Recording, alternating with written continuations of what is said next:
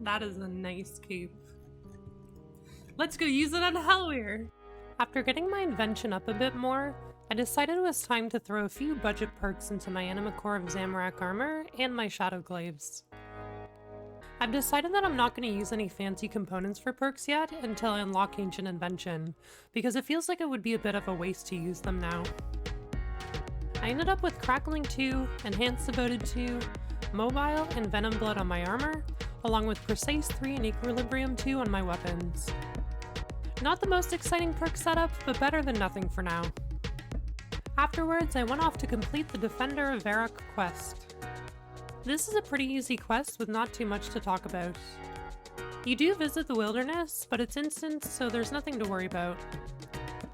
When completed, we gain a whole bunch of hunter, mining, smithing, agility, and defense XP. This also brought us to the 250 quest point marker, meaning we could grab ourselves another quest dice from May. Next, I went to complete dealing with Scabbarus. There's one really annoying part of this quest where you have to deal with 4 different challenges under a timer. I would highly recommend following the wiki's advice on how to allocate your power to each challenge, or you may be stuck here for a while. I'd also very much recommend using a notepad to track the rune placements in the puzzle box challenge to make it easier. Once complete, we gain some strength, thieving, agility, and prayer XP.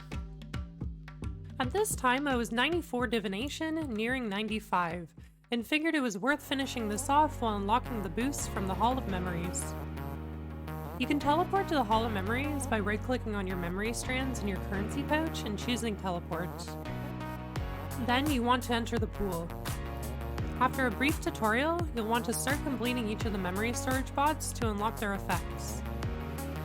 The 2 main ones I'm concerned with is the level 85 one that lets you make 3 divine locations per day, and the level 95 one that gives you additional energy when doing divination. To restore each bot, just collect from its respective pillar until it's full, and then hand it in and grab the next one. While completing these, I also achieved 95 divination, allowing me to harvest from incandescence going forwards.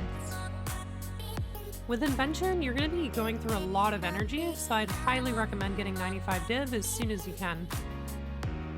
And later on, when doing some Twin Furies, I ended up getting a Blade of Avarice, completing our Tier 85 dual-wield melee weapons. I decided it was time to go complete the World Wakes quest. This is a quest that can be pretty tough and has some potentially deadly moments during it. It's well worth the risk though, because this is the quest that unlocks the Sunshine and Death Swiftness abilities, which are core to DPS rotations for mage and ranged. Near the beginning, you'll end up fighting some automatons. These guys have a pretty powerful special attack where they will deal rapid damage if you're too close. Just keep your distance with these and you should have no issues. Next, you'll need to battle Kriara, who has these whirlwinds all over the arena. Make sure you do not stand in these as they can kill you very quickly. Just take extra caution to keep away from them and everything should go fine. Later on there'll be a few more fights to do, but none of them are particularly tough. Just follow the brief advice on the wiki and you'll have no issues. What I would argue is the scariest part of this quest is the fireball run at the very end. This is just a gauntlet of deadly environment hazards that can kill you very quickly. You also can't teleport out while running down the path, so make sure you're fully prepared. The main thing to avoid is touching the fireballs, since they'll deal rapid hits worth 20% of your health. What was recommended to me was to wait until a fireball starts rolling and then just follow it down the path. I was also told later that you might be able to just barricade and run down the path, but I haven't tried this myself. I made sure to over-prepare by bringing the best food I had, Importance of Life, and boosting my HP, all just to be safe. Following the advice of following the fireballs worked super well for me, and I took literally no damage when doing this. A little bit later, and the quest is complete, awarding huge amounts of XP and those fantastic new abilities. Continuing on, I decided to start knocking out a whole bunch of quests, starting with Grim Tales, which awards a nice amount of XP when complete. Next was Carnelian Rising, which is a fun little quest where you help make a quest for the young Philip Carnelian to complete. Near the end, you need to help him battle a cave wolf matriarch, which just involves running back and forth to dodge its attacks. There's a false ending to this quest, but when properly completed, you gain a bit of thieving and construction XP. Next, I completed Crocodile Tears. This is a pretty tedious quest that involves you gathering a bunch of different items for Krondus. It's worth completing though because the main reward is immunity from desert heat.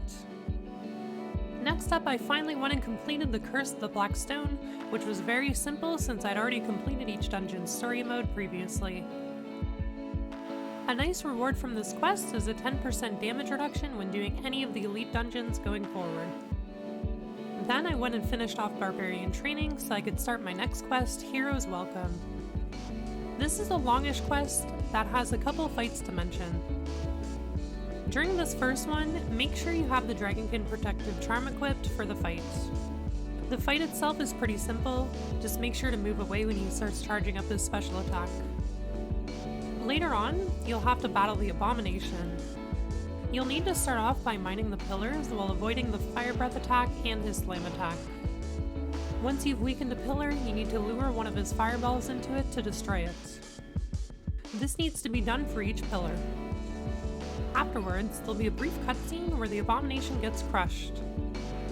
Now he'll follow you around the room while doing attacks.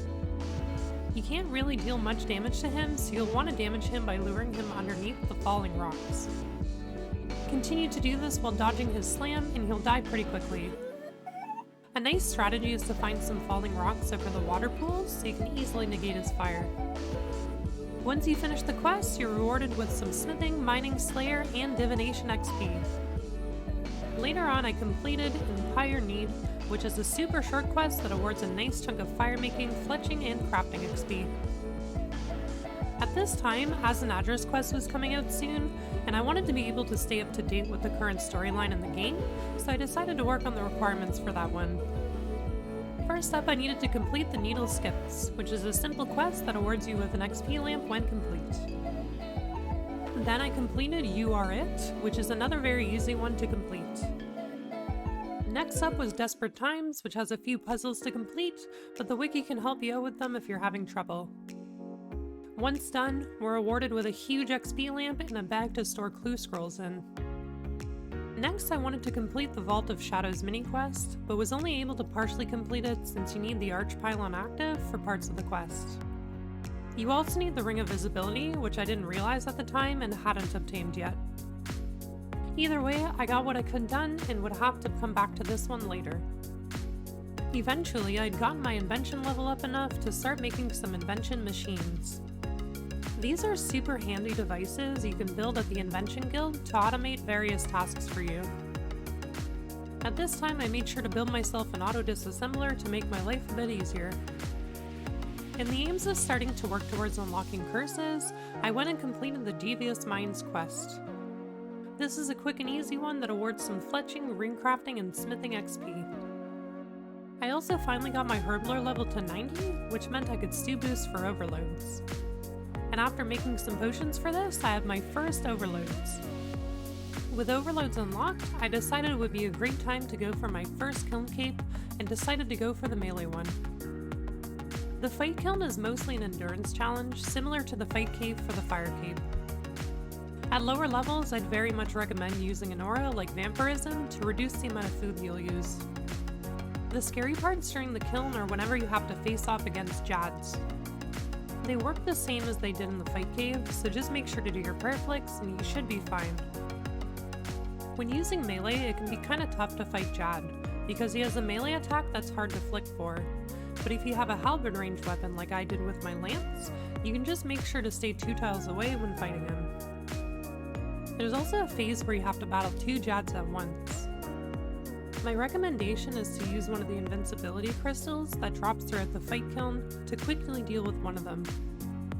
Then the second you can just deal with as normal. The final challenge of the kiln is against Har Akken. This fight honestly isn't very difficult. You can just kill any tentacles that are near you and then hang out in a corner safely while you wait for him to pop his head up. Then do as much damage as you can and repeat. With any luck, you'll soon be wearing your new fancy cape. Thank you so much for watching. Don't forget to let me know what you thought down in the comments below. I'd also love it for you to come and hang out with us on Twitch sometime under the same name as my YouTube channel, BreaCheese. A link to my stream and schedule will be down in the video description. Anyways, see you in the next one.